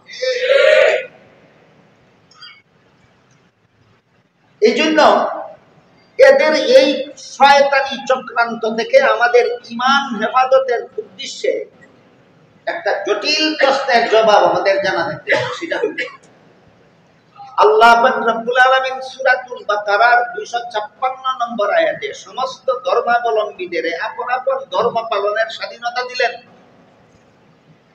কিন্তু সূরা আলে ইমরানের 85 নম্বর আয়াতে বলে দিলেন ইসলাম ছাড়া আর কোন ধর্মই আল্লাহর কাছে গ্রহণযোগ্য নয়। তাই প্রশ্ন জাগে, গ্রহণযোগ্য না হলে পালন করার স্বাধীনতা দিলেন কেন? স্বাধীনতাই যদি দিলেন তাহলে গ্রহণযোগ্য হবে না। এটা সহজ প্রশ্ন নয়, অত্যন্ত কঠিন প্রশ্ন। আমি প্রায় সময় এই প্রশ্নের জবাব সহজে বোঝার জন্য একটি উদাহরণ দিয়ে থাকি। সেটা হলো যে কোনো শিক্ষা প্রতিষ্ঠানে ছাত্রদের লেখাপড়া সমাপ্ত হওয়ার পর কমপক্ষে বৎসরান্তে একটা চূড়ান্ত পরীক্ষা হয়। যে কোনো শিক্ষা প্রতিষ্ঠানে আজকাল ছাত্রছাত্রীদের বৎসরান্তে একটা পরীক্ষা। ছাত্রছাত্রীরা যখন পরীক্ষার হলে প্রশ্নপত্র হাতে নিয়ে বসে, বলুন তো আপনাদের জানা থাকলে সমস্ত পরীক্ষার্থীরাই কি প্রশ্নের সঠিক জবাব লেখে না অনেকে ভুল লেখে? তখন কি যারা ভুল লেখে এদেরকে বাধা দেওয়ার কোন নিয়ম আছে? নিয়ম নেই। শুদ্ধ লেখো ভুল লেখো, লেখার বেলায় তুমি স্বাধীন, আজকে স্বাধীন। এই স্বাধীনতার অর্থ কি ভুল লেখলে অপাস করবে? অবশ্যই না। যেই ভুল লেখার দ্বারা পাস করবে না, ফেল করবে, পুরার দিন পাবে, এমন ভুল লিখতে বাধা দেব না কেন? আর বাধাই যদি দেব না, তাহলে গ্রহণযোগ্য হবে না কেন? ওই প্রশ্নের যেই জবাব, ইসলাম ছাড়া আর কোন ধর্ম যদি আল্লাহর কাছে গ্রহণযোগ্যই না হয়, তাহলে বাধা দেব না কেন? আর বাধাই যদি দেব না, তাহলে গ্রহণযোগ্য হবে না কেন? এই প্রশ্নেরও সেই জবাব। উভয় প্রশ্নের একই জবাব, এবং জবাবটা হলো নিয়ম রক্ষার জন্য। পরীক্ষার হলে পরীক্ষার্থী ছাত্রছাত্রী প্রশ্নের জবাব ভুল লিখলে বাধা দেওয়া যাবে না, গ্রহণযোগ্যতার কারণে না নিয়ম রক্ষার জন্য? ঠিক তেমনি ভাবে দুনিয়াতে ইসলাম ছাড়া আর সমস্ত বাতিল ধর্ম যারা পালন করে, এদেরও ধর্ম পালনে বাধা দেওয়া যাবে না, গ্রহণযোগ্যতার কারণে না নিয়ম রক্ষার জন্য? এই সুযোগে যদি কোনো পরীক্ষার্থী ইচ্ছা মতো প্রশ্নের জবাব ভুল লেখে, তাহলে যেভাবে তার কপালে পুরার দিন ছাড়া আর কিছু নাই, ঠিক তেমনি ভাবে এই সুযোগে যদি দুনিয়াতে কেউ ইচ্ছা মতো ইসলাম ছাড়া আর কোন ধর্ম পালন করে, তার কপালেও আখিরাতে জাহান্নাম ছাড়া আর কিছু না। সূরাতুল বাকারার 256 নম্বর আয়াতে যে আল্লাহ বলেছিলেন লা ইকরাহা ফিদ্দীন, এখানে দ্বীন শব্দকে আল্লাহ ধর্ম অর্থে ব্যবহার করেছেন। মনে রাখি, পরবর্তী কথাগুলি সহজে বোঝার জন্য মনে রাখি, মালিকি ইয়াউমিদ্দিন আয়াতে দ্বীন অর্থ কর্মফল, লা ইকরাহা ফিদ্দীন আয়াতে দ্বীন অর্থ ধর্ম। আরেকটা আয়াত আছে, সেখানে দ্বীন অর্থ কর্মফল ও ধর্ম, দুই অর্থে ব্যবহার করেছেন আরেক আয়াতে আল্লাহ দ্বীন শব্দ। সেটা হলো সূরাতুল কাফিরুনের শেষ আয়াত। সেখানে আল্লাহ বলেছেন লাকুম দীনুকুম ওয়ালিয়া দীন। এই লাকুম দীনুকুম ওয়ালিয়া দীন আয়াতে আল্লাহ দ্বীন শব্দকে উভয় অর্থে ব্যবহার করেছেন। এখানে দ্বীন অর্থ ধর্ম ও দ্বীন অর্থ কর্মফল। এখানকার ব্যাপারটা হলো, রাসূল করিম সাল্লাল্লাহু আলাইহি ওয়াসাল্লাম যে সমাজে জন্মগ্রহণ করেছিলেন, এই সমাজের লোকেরা ছিল কুরাইশ বংশের, এবং রাসূলের জন্মের পূর্ব থেকেই তারা মূর্তি পূজারী ছিল। মূর্তি পূজারী কুরাইশ বংশের লোকেরা ছিল মূর্তি পূজারী। আল্লাহর রাসূল যখন মূর্তি পূজা বাদ দিয়ে এক আল্লাহর ইবাদতের দাওয়াত দেওয়া শুরু করলেন, তখন সমাজের প্রায় সমস্ত মূর্তি পূজারীরা রাসূলের দুশমনে পরিণত। অনেক ঘাত প্রতিঘাত, অনেক দ্বন্দ্ব, অনেক তর্ক, অনেক বিতর্ক চলার পর এক পর্যায়ে মূর্তি পূজারীদের বড় বড় নেতারা মুহাম্মদুর রাসূলুল্লাহ সাল্লাল্লাহু আলাইহি ওয়াসাল্লামের কাছে একটা আপোষের প্রস্তাব নিয়ে আসলো। তারা এসে বলল, হে মুহাম্মদ, তুমিও এক আল্লাহর ইবাদত ছাড়া মানো না, আমরাও মূর্তির পূজা ছাড়তে পারি না। এই জন্য তোমাদের মধ্যে, তোমার অনুসারী যারা, তাদের মধ্যে আর আমাদের মধ্যে সমাজে একটা কলহ সৃষ্টি হয়ে আছে, সামাজিক অশান্তি বিরাজ করছে। এই সমাজের অশান্তি আর কলহ দূর করার জন্য আমরা একটা আপোষের প্রস্তাব দিয়েছি। আপোষে নিষ্পত্তি করে আমরা উভয়ে এক দল হয়ে যেতে চাই এবং কোন দল বন্ধ করে দিতে চাই। রাসূল জিজ্ঞাসা করলেন, কি সেই প্রস্তাব? তারা বলল, প্রস্তাবটা হলো, তুমি যেহেতু এক আল্লাহর ইবাদত ছাড়া কিছুতেই রাজি না, তাই আমরা সমস্ত মূর্তি পূজারীরা সম্মিলিতভাবে তোমার সাথে এক আল্লাহর ইবাদত করব, একাধারে একটি বছর। এক আল্লাহর ইবাদত করবে মূর্তি পূজারীরা রাসূলের সাথে একত্র হয়ে কতদিন? এক বছর। তারপরে দ্বিতীয় বছরে তোমরা যারা এক আল্লাহর ইবাদত ছাড়া বুঝো না, তোমরাও আমাদের সাথে মিলিত হয়ে মূর্তির পূজা করবা আরো একটা বছর। উভয় পক্ষ মিলে এক আল্লাহর ইবাদত করবো এক বছর, আবার উভয় পক্ষ একত্র হয়ে মূর্তির পূজা করবো আরেক বছর। তবুও দ্বন্দ্ব নিরসন হোক, তবুও সমাজের কলহ বন্ধ হোক। এই প্রস্তাবের জবাবে আল্লাহ পাক রব্বুল আলামিন সূরা কাফিরুন নাযিল করে বলেন কোন অর্থ বলুন। তাদের প্রস্তাবের জবাবে আপনি বলুন, ইয়া আইয়ুহাল কাফিরুন, তোমরা যারা চিরতরে মূর্তির পূজা ছাড়তে রাজি নও, তোমরা খোদার দ্রোহী। কি দ্রোহী? তোমরা খোদার দ্রোহী। লা আ'বুদু মা তা'বুদুন, তোমরা যেসব বুত মূর্তির পূজা করো এইগুলির পূজা আমি করি না। ওয়ালা আনতুম আবিদুনা মা আ'বুদ, আর তোমরাও আমি যে আল্লাহর ইবাদত করি সেই আল্লাহর ইবাদত করো। ভবিষ্যতেও আমি মুহূর্তের জন্য মূর্তির পূজা করতে পারবো না। ভবিষ্যতে তোমরাও যদি চিরতরে মূর্তির পূজা ছাড়তে পারো না, তাহলে তোমাদের ধর্মে আর আমাদের ধর্মে কোনো মিল নাই। তোমাদের ধর্ম আলাদা, আমার ধর্ম আলাদা। এই মর্মে আল্লাহ বলেন, লাকুম দীনুকুম ওয়ালিয়া দীন, তোমাদের ধর্ম আলাদা, আমাদের ধর্ম আলাদা। একাকার হওয়ার মর্মে না একাকার হওয়ার উপায় নাই মর্মে? একাকার হওয়ার উপায় নাই। তোমরা চিরতরে মূর্তির পূজা ছাড়তে রাজি না, আর আমি মুহূর্তের জন্য মূর্তির পূজা করতে রাজি না। এমত অবস্থায় দুই দল একত্র হতে পারে না। তোমাদের ধর্ম আলাদা, আমার ধর্ম আলাদা। এই হলো লাকুম দীনুকুম ওয়ালিয়া দীনের এক অর্থ। এখানে দিন শব্দ এই ব্যাখ্যা মতো দিন শব্দকে আল্লাহ ধর্ম অর্থে ব্যবহার করেছেন। তোমাদের ধর্ম আলাদা, আমাদের ধর্ম আলাদা। এর দ্বারা কি বুঝলেন? তোমাদের ধর্ম আল্লাহর কাছে গ্রহণযোগ্য, আমার ধর্ম আল্লাহর কাছে গ্রহণযোগ্য। এই ব্যাখ্যার দ্বারা এটা বোঝা গেল। অথচ এই অপব্যাখ্যা অনেকে করে থাকে। এখন দিন হুকুম বলিয়া দিন আয়াত দিয়া দলিল দেয় আর বলে যে এই তোমাদের ধর্ম আলাদা, মানে তোমাদের ধর্ম আল্লাহর কাছে আলাদাভাবে গ্রহণযোগ্য, আমার ধর্ম আল্লাহর কাছে আলাদাভাবে গ্রহণযোগ্য। বলুন, এটা কি কোরআনের সহি ব্যাখ্যা না মন গড়া ব্যাখ্যা? ঈশ্বরীকে রাসূল করিম সাল্লাল্লাহু আলাইহি ওয়াসাল্লাম বলেন, যে ব্যক্তি কোরআনে মন গড়া ব্যাখ্যা করবে তার জাহান্নামী হওয়ার জন্য আর কোনো অপরাধ লাগবে না, একটা অপরাধই যথেষ্ট।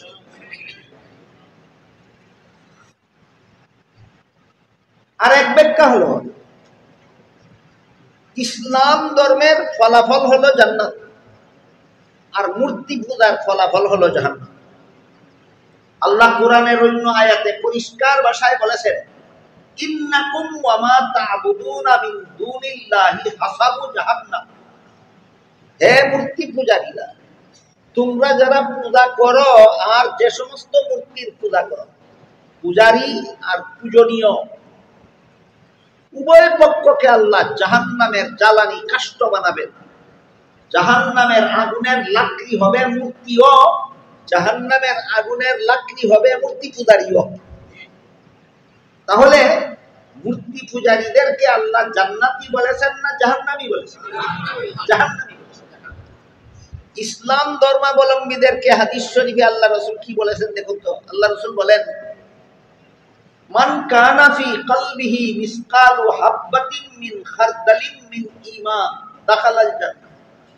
সরিষার বিন্দু পরিমাণ ঈমানও যার অন্তরে অবশিষ্ট থাকে, অর্থাৎ একেবারে দুর্বলের চেয়ে দুর্বল মুসলমানও যদি হয়, সেও তার সকল অপরাধের শাস্তি ভোগ করার পরে শেষ পর্যন্ত একদিন চিরকালের জন্য জান্নাতে যাবে। সারমর্ম হলো, ইসলাম ধর্মের ফলাফল জান্নাত, মূর্তি পূজার পরিণাম জাহান্নাম। ইসলামের ফল জান্নাত, মূর্তি পূজার ফল জাহান্নাম। এই অর্থেও আল্লাহ বলেছেন, লাকুম দীনুকুম ওয়ালিয়া দীন, তোমাদের মূর্তি পূজার ফল হইল জাহান্নাম, আমার ইসলাম ধর্মের ফল হইল জান্নাত। জান্নাত আর জাহান্নাম যেহেতু একাকার হতে পারে না, তাই মূর্তি পূজার ধর্ম আর ইসলাম ধর্ম কোনোদিন একাকার হতে পারে না। এই ব্যাখ্যা মতো লাকুম দীনুকুম ওয়ালিয়া দীনের অর্থ দ্বারায় তোমাদের কর্মফল তোমাদের জন্য আর আমাদের কর্মফল আমাদের জন্য। দেখেন, একই আয়াতে আল্লাহ দুই অর্থে দিন শব্দ ব্যবহার করেছেন। লাকুম দীনুকুম ওয়ালিয়া দীন আয়াতে আল্লাহ ধর্ম অর্থেও দিন শব্দ ব্যবহার করেছেন, কর্মফল অর্থেও দিন শব্দকে ব্যবহার করেছেন। একটা মজার ঘটনা আছে। অনেক দিন আগে আমি একবার এক হিন্দুর দোকানে গেলাম একটা জিনিস কিনতে। দোকানদার আমার জিনিসটা প্যাকেট করতে করতে বলে, হুজুর একটা কথা জিজ্ঞাসা করব। আমি বলেন, জিজ্ঞেস করব। বলে, লাকুম দীনুকুম ওয়ালিয়া দিন অর্থ কি? হিন্দু এর পুরাণের আয়াত শিখলো কোথার থেকে? এই সমস্ত জগা খিচুড়ি মার্কা কিছু মুসলমানে গিয়া এদের দাদাদেরকে বলে যে আমাদের পুরাণে আছে তোমাদের ধর্ম তোমাদের জন্য ঠিক আছে, আমাদের ধর্ম আমাদের জন্য ঠিক আছে। জগা খিচুড়ি মার্কা কিছু মুসলমান যারা মূর্তি পূজার ধর্ম আর ইসলাম ধর্মকে একাকার করে ফেলতে চায়, এরা এদের দাদাদের কানে কানে বলে আমাদের পুরাণে আছে তোমাদের ধর্ম ঠিক আছে, আমাদের ধর্ম ঠিক আছে।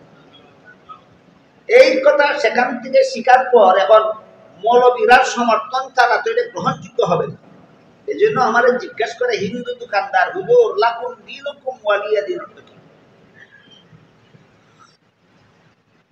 যে ব্যাখ্যা আপনাদের শোনালাম দুইটা ব্যাখ্যা, এই ব্যাখ্যা শোনাইলে কি সে মানবে?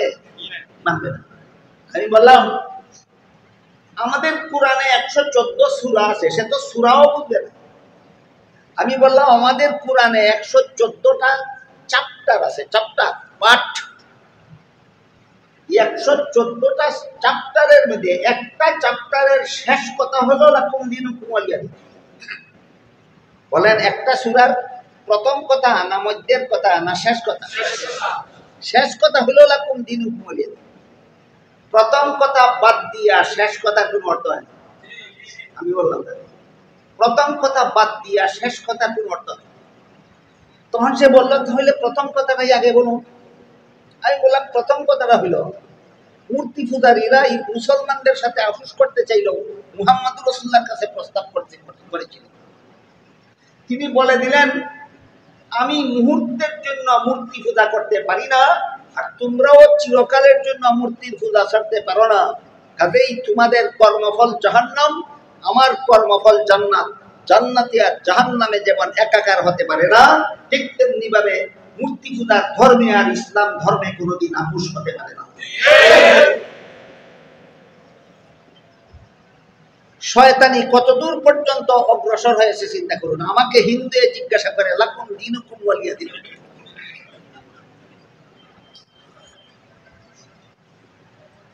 সূরাতুল ফাতিহার 3 নম্বর আয়াতে আল্লাহ দ্বীন শব্দকে কর্মফল অর্থে ব্যবহার করেছেন।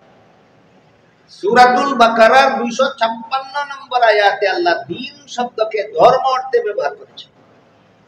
সূরাতুল কাফিরুনের শেষ আয়াতে দ্বীন শব্দকে আল্লাহ কর্মফল এবং ধর্ম উভয় অর্থে ব্যবহার করেছেন। উভয় অর্থের সারমর্ম হলো তোমাদের ধর্ম হলো মূর্তি পূজার ধর্ম, এটার পরিণতি চিরস্থায়ী জাহান্নাম। আমার ধর্ম হলো ইসলাম ধর্ম, এর কর্মফল হইল চিরস্থায়ী জান্নাত। এই হইল লাকুম দীনুকুম ওয়ালিয়া দিনের উভয় অর্থের মর্ম কথা। মূর্তি পূজার ধর্মের চিরস্থায়ী পরিণতি চিরস্থায়ী জাহান্নাম, ইসলাম ধর্মের সুফল চিরস্থায়ী জান্নাত। এই হলো লাকুম দীনুকুম ওয়ালিয়া দিনের উভয় ব্যাখ্যার সারমর্ম।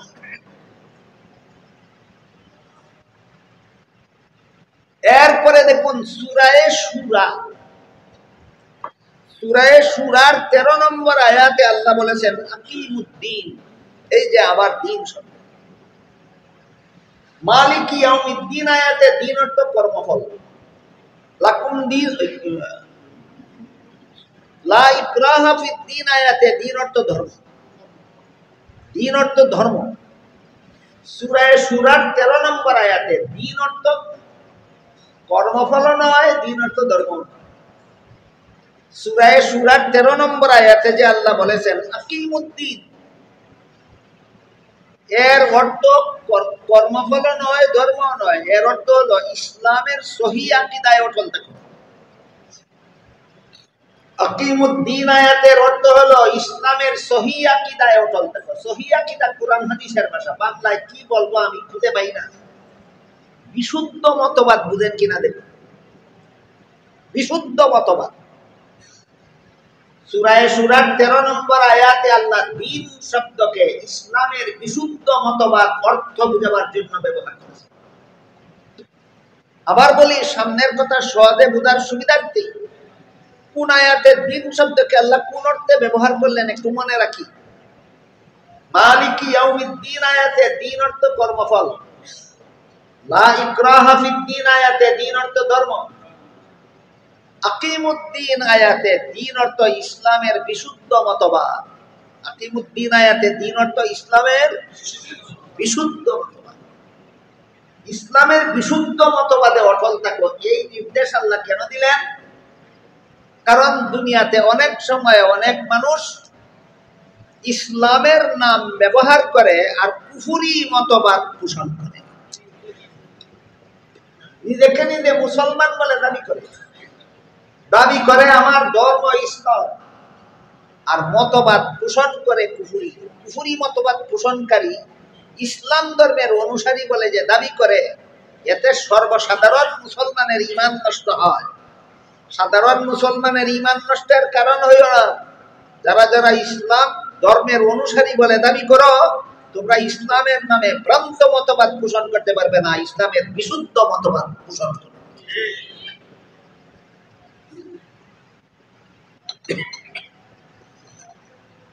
যেমন একটা উদাহরণ, সারা দুনিয়ার সমস্ত মুসলমানেরা জানে কাদিয়ানীরা কাফের।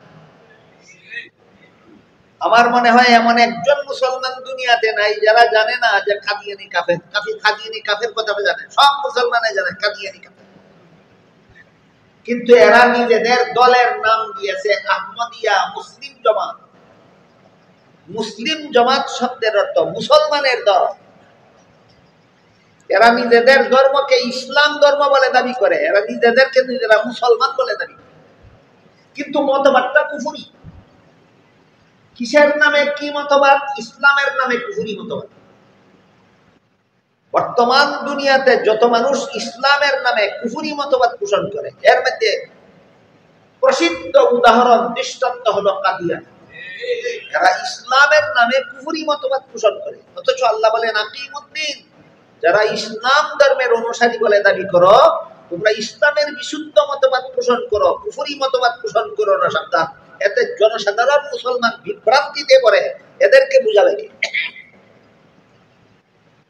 এখানে প্রসঙ্গক্রমে কাদিয়ানীদের কুফরি মতবাদটা কি, এটা একটু পরিষ্কার ভাবে বুঝে নেওয়া দরকার। অনেক সময় দেখা যায় বাংলাদেশের অনেক বড় বড় শিক্ষিত কর্তা ব্যক্তিরাও বুঝতে পারে না কোন দোষে কাদিয়ানী কাফের। অনেক সময় বাংলাদেশের বড় বড় শিক্ষিত কর্তা ব্যক্তিরাও প্রশ্ন করে কাদিয়ানীরা কেন কাফির হবে, কাফির কেন কাফির, এদেরকে মুসলমান গণ্য করলে দোষটা কি? তুমি শিক্ষিত হতে পারো অন্য ব্যাপারে, ইসলামের ব্যাপারে তুমি অশিক্ষিত। তুমি কর্তা হতে পারো ইসলামের, যারা ইসলামের ব্যাপারে অশিক্ষিত তাদের কর্তা হতে পারো, ইসলাম সম্পর্কে যারা শিক্ষিত তাদের কর্তৃত্ব করার যোগ্যতা তোমার মধ্যে না। তখন জনসাধারণ মুসলমান বিভ্রান্তিতে পারে, কেউ বলে কাদিয়ানী কাফের, কেউ বলে মুসলমান, আমরা কোন পথে যাব? এই প্রশ্নের জবাব দেওয়ার আগে আমি আপনাদের জিজ্ঞাসা করতে চাই, আমি আমার কথা বলছি, আমি জীবনে কোনোদিন মেডিকেল কলেজে লেখাপড়া করবো দূরের কথা, মেডিকেল কলেজের বারান্দায় কোনোদিন পদার্পণ করিনি ডাক্তারি শিক্ষার জন্য। তাহলে কি আমি ডাক্তারি শিক্ষায় শিক্ষিত? সম্পূর্ণ অশিক্ষিত। আমি সম্পূর্ণ অশিক্ষিত। আমার কোনো এইটা স্বীকার করতে আমার কোনো লাজ লজ্জা নাই, যে শিক্ষা আমি গ্রহণ করিনি সেই ব্যাপারে আমি অশিক্ষিত। আমার অবস্থায় কোন একজন শিক্ষিত ডাক্তার, মেডিকেল কলেজ পাস কোন একজন শিক্ষিত ডাক্তার কোন রোগীর গায়ে ইনফেকশনের চিকিৎসা করতে গিয়ে যদি অ্যান্টিবায়োটিক ক্যাপসুল দিয়ে থাকেন, একজন এমবিবিএস ডাক্তার একজন রোগীর গায়ে ইনফেকশন হয়েছিল, এই জন্য তাকে চিকিৎসার জন্য কি ক্যাপসুল দিয়েছে? আমি যদি সেখানে গিয়ে নাক গলাই, ইনফেকশনের চিকিৎসা অ্যান্টিবায়োটিক নয়, নাক গলানিটা উচিত হবে না ইত্রামি ছাড়া আর কিছু নয়? ঠিক তেমনি ভাবে তোমরা যারা কোরআন হাদিসের শিক্ষা প্রতিষ্ঠানের বারান্দায় পদার্পণ করনি, তোমরা কে মুসলমান আর কে কাফির এইটা নিয়ে নাক গলানি যাও, তোমাদের ইত্রামি ছাড়া আর কিছু নয়। আমরা তোমাদের শিক্ষা নিয়ে ইত্রামি করি না, তোমরাও কোরআন হাদিসের শিক্ষা নিয়ে ইত্রামি করবা। এইরকম ইত্রামিমূলক একটা উক্তি যে কাদিয়ানি কুল্লু শিকার, এরকম প্রশ্ন যখন করে বসে সাধারণ মুসলমান ভেবা চেকায় করে যায়, কেউ কয় কাফির, কেউ কয় মুসলমান। আমরা কি? এই জন্য আপনাদের বোঝা দরকার, কাদিয়ানি ইসলামের নামে কুফরি মতবাদ, কোন কুফরি মতবাদ পোষণ। এই কুফরি কাদিয়ানিদের কুফরি মতবাদটা চিনার জন্য সংক্ষেপে একটা কথা মনে রাখতে হবে। পবিত্র কোরআনের শুরু থেকে শেষ পর্যন্ত আল্লাহ যত কথা বলেছেন এর অধিকাংশ কথা সঠিক, শতকরা ৯৯টা কথা সঠিক, হাজারের মধ্যে ৯৯৯টা সঠিক, লাখের মধ্যে ৯৯,৯৯৯টা সঠিক, না শতকরা ১০০ সঠিক। এই কথা বিশ্বাস করার নামই না। খুব শর্টকাটে বলছি, তাইলে ইমানের ডেফিনেশন অনেক লম্বা আছে। সব লম্বা ডেফিনেশনের সার কথা হলো পবিত্র কোরআনের শুরু থেকে শেষ পর্যন্ত আল্লাহ যত কথা বলেছেন সবগুলি শতকরা ১০০ সঠিক। কোনো একটা কথাকে যদি কেউ সঠিক বলে মানে না, সে আর মুমিন থাকে না, মুসলমান থাকে না, কাফের হয়ে যায়। কোরআনের কোনো একটা কথাকে সঠিক না মানলেই কিভাবে কাফের হয় বুঝলেন কিনা দেখুন। কোরআনের কোনো একটা কথাকে সঠিক না মানলেই কি হয়? আমি দুঃখিত, আমাদের সমাজে যথেষ্ট পরিমাণ শিক্ষিত পণ্ডিত আছে যারা কোরআনের অনেক কথাকে সঠিক বলে মানে না। কোরআনের অনেক কথাকে সঠিক বলে মানে না, একটা কথাকে সঠিক না মানলেই মুসলমান থাকে না, কাফের হয়ে যায়। অথচ আমাদের সমাজে শত শত নয়, হাজার হাজার শিক্ষিত পণ্ডিত আছে যারা নিজেদেরকে নিজেরা মুসলমান বলে পরিচয় দেয়, অথচ কোরআনের অনেক কথাকেই এরা সঠিক মনে করে না। কোরআনের অনেক কথাকেই সঠিক মনে। এবার বুঝে তাকে বলুন, কোরআনের কোন একটা কথাকে সঠিক মনে না করলে মুসলমান তাকে না কাফের হয়ে যায়? তাহলে এবার কোরআনের একটি মাত্র কথা আপনাদের শুনুন।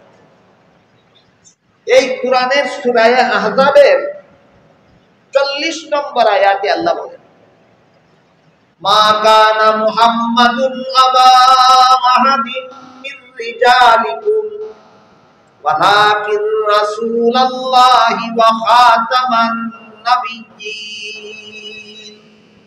এর অর্থ হলো মুহাম্মদ সাল্লাল্লাহু আলাইহি ওয়াসাল্লাম তোমাদের কোন যুবকের বংশগত পিতা নন, বরং তিনি আল্লাহর রাসূল হওয়ায় তিনি তোমাদের রুহানি বাবা, আধ্যাত্মিক পিতা। আমি অন্যান্য বছর আপনাদেরকে সবিস্তারে বলেছি বংশগত পিতা কাকে বলে আর রুহানি পিতা কাকে বলে, সে আলোচনা স্বতন্ত্র, আজকে সেদিকে যাব না। আল্লাহ এই ৪০ নম্বর সূরা আহজাবের ৪০ নম্বর আয়াতে মুহাম্মদুর রাসূলুল্লাহ সম্পর্কে আমাদেরকে, মুহাম্মদুর রাসূলুল্লাহর ব্যাপারে আমাদেরকে একটা নেতিবাচক কথা বলেছেন, একটা ইতিবাচক কথা বলেছেন। নেতিবাচক হলো তিনি তোমাদের বংশগত পিতা নন, ইতিবাচক হলো তিনি তোমাদের রুহানি পিতা, আধ্যাত্মিক পিতা। সমস্ত নবী রাসূলই যার যার উম্মতের রুহানি বাবা, আধ্যাত্মিক পিতা। এই কথাটা আমরা যেন মনে রাখি। অনেক অনেক কথা, অনেক কোরআনের অনেক আয়াতের তাফসীর বোঝা সহজ হয়ে যায়। সমস্ত নবী রাসূলগণই যার যার উম্মতের রুহানি বাবা, আধ্যাত্মিক। তাই মুহাম্মদুর রাসূলুল্লাহ তোমাদের আধ্যাত্মিক পিতা। কিন্তু এক হাদিসে আল্লাহ রাসূল বলেন, ইন্নাল্লাহা ফাদ্দালানি আলাল আমবিয়া ওয়া ফাদ্দালা উম্মতি আলাল উমাম। এর অর্থ হলো আল্লাহ রাসূল বলেন, আল্লাহ আমাকে সমস্ত নবী রাসূলগণের উপর শ্রেষ্ঠ মর্যাদা দান করেছেন, আর আমার উম্মতকে সকল নবীর উম্মতের উপর শ্রেষ্ঠ মর্যাদা দান করেছেন। আমাদের নবীর মর্যাদা সমস্ত নবীগণের চেয়ে শ্রেষ্ঠ, আর এই নবীর উম্মতের মর্যাদা সকল নবীর উম্মতের চেয়ে শ্রেষ্ঠ। সুতরাং আমরা হলাম শ্রেষ্ঠ নবীর শ্রেষ্ঠ, শ্রেষ্ঠ নবীর শ্রেষ্ঠ। গভীরভাবে চিন্তা করে বলবেন, যেখানে সমস্ত নবী রাসূলগণই যার যার উম্মতের রূহানী পিতা, এখানে আমাদের নবীকেও আল্লাহ বললেন আপনি আপনার উম্মতের রূহানী পিতা। অন্য নবীও যার যার উম্মতের রূহানী পিতা, আমাদের নবীও নিজের উম্মতের রূহানী পিতা। এই কথা বলার দ্বারা আমাদের নবীর অন্য নবীর উপর আমাদের নবীর শ্রেষ্ঠত্ব বুঝে আসে, বুঝে আসে। নূহ নবীও নিজের উম্মতের আধ্যাত্মিক পিতা, ইব্রাহিম নবীও নিজের উম্মতের আধ্যাত্মিক পিতা, মুসা নবীও নিজের উম্মতের আধ্যাত্মিক পিতা, ঈসা নবীও নিজের উম্মতের আধ্যাত্মিক পিতা, আমাদের নবীও নিজের উম্মতের আধ্যাত্মিক পিতা। কাজেই উম্মতের আধ্যাত্মিক পিতা হওয়াটা কি আমাদের নবীর বৈশিষ্ট্যপূর্ণ গুণ না সকল নবীর গুণ? তাহলে আমাদের নবীর আলাদা মর্যাদাটা কোথায়? এর বিবরণ দিয়ে আবার আল্লাহ বলেন ওয়া খাতামান নাবিয়্যিন। উম্মতের আধ্যাত্মিক পিতা হওয়াটা এটা তোমাদের নবীর বৈশিষ্ট্যপূর্ণ গুণ নয়, এটা সকল নবীর সমান গুণ। তোমাদের নবীকে আমি আল্লাহ বৈশিষ্ট্যপূর্ণ যত গুণ দান করেছি, যত মর্যাদা দান করেছি, এর মধ্যে একটা হলো আর কোন নবীকে আমি খাতামুন নবিয়্যিন বানাইনি, একমাত্র তোমাদের নবীকে খাতামুন নবিয়্যিন বানাইছি। এবার বুঝে থাকতে বলুন, উম্মতের রূহানী বাবা হওয়াটা আমাদের নবীর আলাদা গুণ না খাতামুন নবিয়্যিন হওয়াটা আমাদের নবীর আলাদা গুণ? খাতামুন নবিয়্যিন হওয়াটা আমাদের নবীর আলাদা গুণ। এই উপাধিটা আল্লাহ আমাদের নবীকে দিয়েছেন সূরা আহজাবের 40 গুণ। তোমাদের নবীর আলাদা গুণবাচক উপাধি হলো তিনি খাতামুন নবিয়্যিন, আর কোন নবীকে আমি খাতামুন নবিয়্যিন বানাই। তাহলে এই খাতামুন নবিয়্যিনের অর্থটা কি? এ মর্মে তিরমিজি শরীফের বর্ণিত এক হাদিসে রাসূল করিম সাল্লাল্লাহু আলাইহি ওয়াসাল্লাম বলেন, লা তাকুমুস সাআতু হাত্তা ইউবআসা দাজ্জালুনা কাযযাবুনা কুল্লুহুম ইয়াজআমু আন্নাহু নাবিয়্যুন ওয়া আনা খাতামুন নাবিয়্যিনা লা নাবিয়্যা বাদি। এর অর্থ হলো আল্লাহর রাসূল বলেন, আমার আবির্ভাবের পরে কিয়ামত পর্যন্ত যদি কেউ নবী হওয়ার দাবি করে তাহলে সে হবে মিথ্যাবাদী দাজ্জাল। আমাদের নবীর আবির্ভাবের পরে কিয়ামত পর্যন্ত যদি কেউ নতুন ভাবে নবী হওয়ার দাবি করে, রাসূল বলে গেছেন সে হবে মিথ্যাবাদী দাজ্জাল। এরকম দাবিদারদের একটা দাবিদারের নাম গোলাম আহমদ কাদিয়ানী। একটা দাবিদারের নাম তিরমিজি শরীফের হাদিসের দ্বারা সুপ্রমাণিত গোলাম আহমদ কাদিয়ানী মিথ্যাবাদী দাজ্জাল। তারপর রাসূল বলেন, আমার পরবর্তী কেউ নবী হওয়ার দাবি করলে সে মিথ্যাবাদী দাজ্জাল হবে কেন? তার কারণ কি? কারণ বর্ণনা করে রাসূল বলেন, ওয়া আনা খাতামুন নাবিয়্যিনা লা নাবিয়্যা বাদি। আল্লাহ যে আমাকে খাতামুন নবিয়্যিন উপাধি দিয়েছেন, এর অর্থ হলো আমি শেষ। এর অর্থ হলো আমি শেষ। তাইলে আল্লাহ সূরা আহজাবের 40 নম্বর আয়াতে আমাদের নবীকে শেষ নবী বলে ঘোষণা দিয়েছেন। দিয়েছেন কিনা? দিয়েছেন। কাদিয়ানীরা মানে না। আপনারাই বলুন এরা কাফের কেন?